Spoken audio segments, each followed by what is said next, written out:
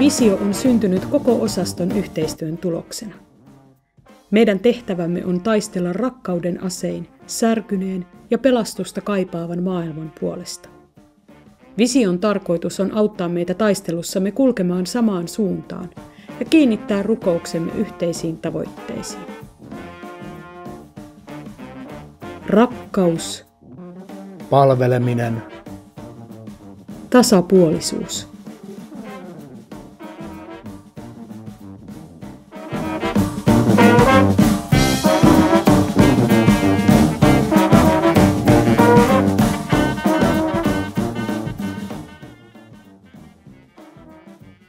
Pelastusarmeijan Kouvolan osastossa kaikkein tärkeintä on rakkaus. Jeesuksen esimerkin mukaisesti haluamme palvella Jumalaa ja ihmisiä kukin omilla lahjoillamme ja kohdella kaikkia tasapuolisesti.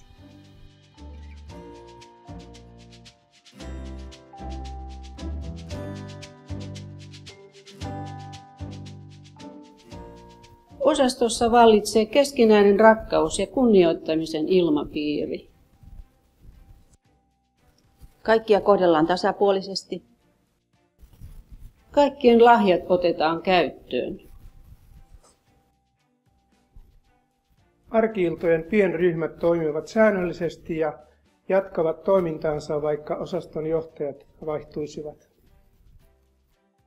Osasto näkyy ja kuuluu kaupungilla.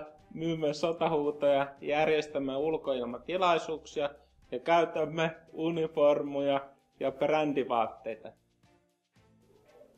Teemme parhaamme, jotta lievittäisimme inhimillistä kärsimystä kaupungissamme. Olemme armon ja totuuden asialla ylpeitä Herrasta, emme itsestämme.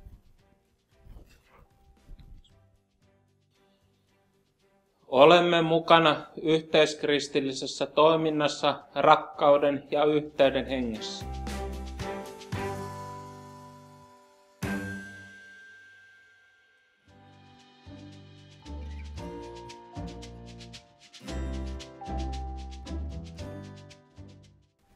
Me kaikki kutsumme uusia ihmisiä kokouksiin. Kutsua voi aina, mutta järjestämme myös sellaista matalan kynnyksen toimintaa, johon on helppo kutsua ja helppo tulla. Tällaista toimintaa ovat etsijän sunnuntait, yksi syksyllä ja yksi keväällä, naisten illat ja miesten piiri, juhlat, esimerkiksi avajaiset ja joulujuhlat. Rakennamme siltoja sosiaalisen työn ja hengellisen työn välille. Avun hakijoilta kysytään, saako heille soittaa ja kutsua heitä osaston tilaisuuksiin.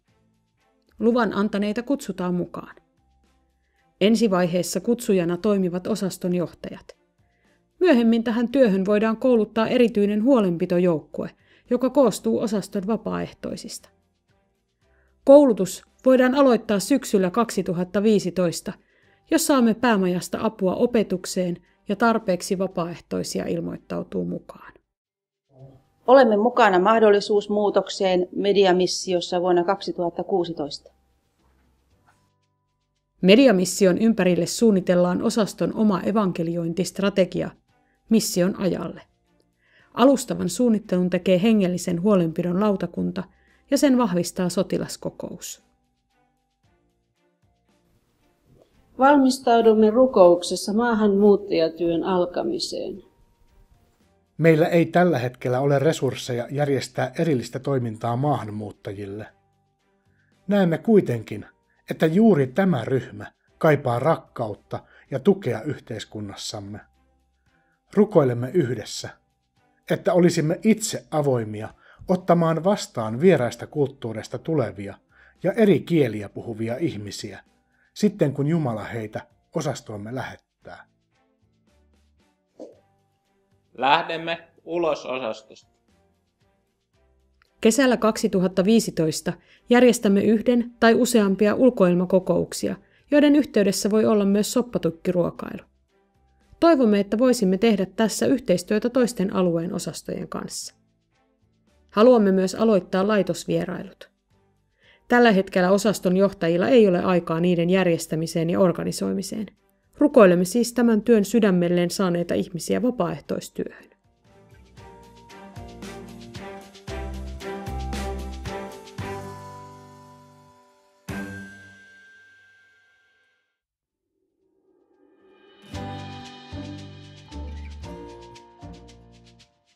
Kouvolan osasto tukee jäsentensä ja vakituisesti toimintaan osallistuvien hengellistä kasvua ja haluaa kasvaa myös yhteisönä.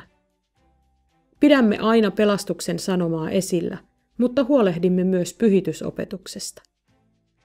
Raamatun lukeminen ja hengellinen opetus ovat olennainen osa toimintaamme. Tämä toteutuu kun järjestämme säännöllisesti pelastusarmeija tutuksi koulutuksia.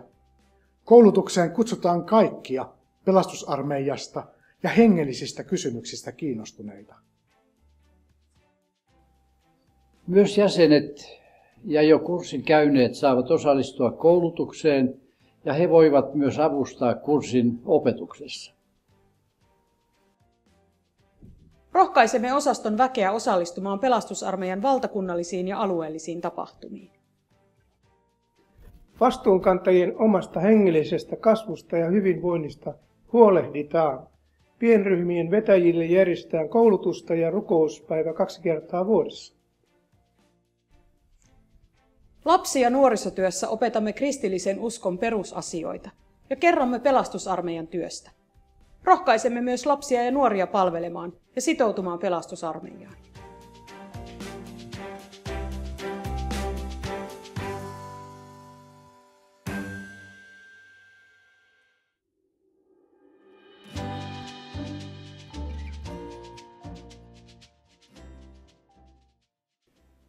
Osastossa toimii hengellisen huolenpidon lautakunta, joka koostuu osaston johtajista ja pienryhmien vetäjistä. Hengellisen huolenpidon lautakunta kantaa erityisesti rukousvastuuta kaikista osaston toiminnassa mukana olevista. Lautakunta kokoontuu vähintään 4 kertaa vuodessa. Huolehdimme myös kaikki toinen toisistamme ja rukoilemme toistemme puolesta. Jos jotakuta ei ole näkynyt vähän aikaa, soitamme hänelle. Jos joku on sairaana, käymme hänen luonaan. Autamme toisiamme. Erityisesti huolehdimme uusista ihmisistä, tervehdimme, menemme juttelemaan ja osoitamme kiinnostusta. Me, osaston johtajat, huolehdimme siitä, että alokkaat ja hiljattain sotilaaksi vihityt kutsutaan säännöllisesti, joko ryhmänä tai yksityisesti, keskustelemaan ja rukoilemaan. Me pienryhmän vetäjät pidämme kirjaa ryhmässä kävijöistä ja otamme heihin yhteyttä, jos joku on pitkään poissa.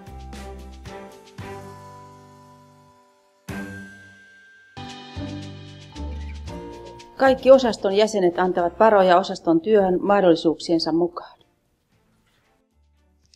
Olemme kiitollisia siitä, että meillä on monta sotahuutojen myyjää. Pidämme heistä hyvää huolta ja kannustamme uusia ihmisiä mukaan. Pyrimme yhdessä löytämään uusia keinoja varainhankintaan.